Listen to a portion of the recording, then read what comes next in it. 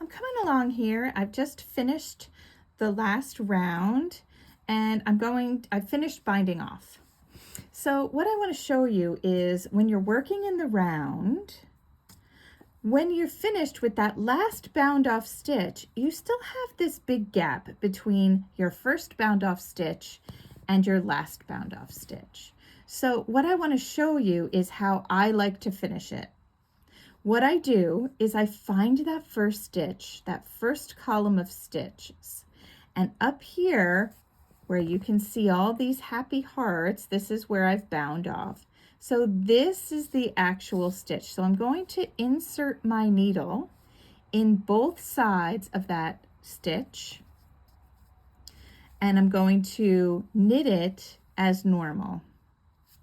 I'm then going to bind off.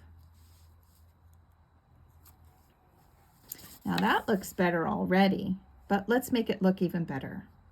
I'm going to cut my knitting, cut my the working end of my yarn and pull it through. So it already looks really good. If we were to tack this down, it looks nice. I mean, it's okay. But what I like to do is thread my darning needle. And now I'm going to look at my work here. Now the yarn, we went through this first stitch, this first happy heart here. And so what I'm going to do is with my darning needle and my leftover yarn, I'm going to mimic this stitch. And with this extra stitch we made, it's going to lay on top of it. So we won't, it'll be seamless. So we're going to, here is where the yarn came out of the stitch.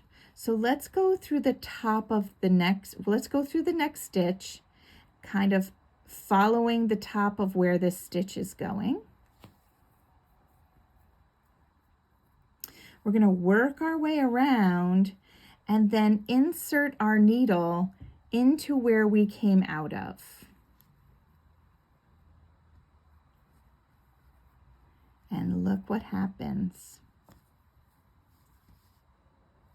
So now I can weave in my end in the back, and now you have a perfectly even looking end to your knitting.